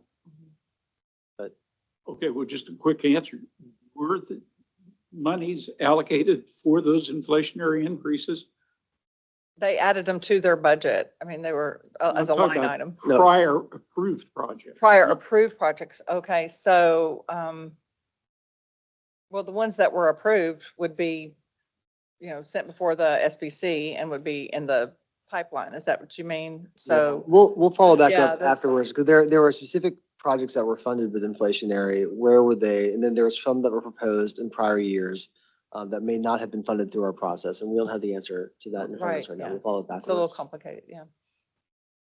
Okay, if there's no further discussion, the chair moves to approve the 26-27 capital projects recommendations. Is there a second for that?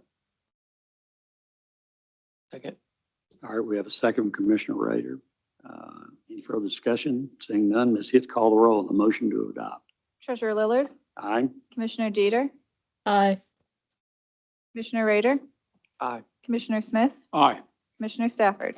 Chairman, you have 5 ayes. Okay, the item is adopted. And so that brings us, thank you, Ms. Smith, for your good presentation. That brings us to item number 10, which is other business. Any other business to come before the committee at this point? Just a acknowledgement, we have lunch out in Tennessee Room 1 after this. Okay, very good. So we have a little bit slightly shortened the lunch period for the members of the committee as a result of time elapsing here, but hopefully they'll find it good nonetheless. All right, I move to adjourn. Is there a second?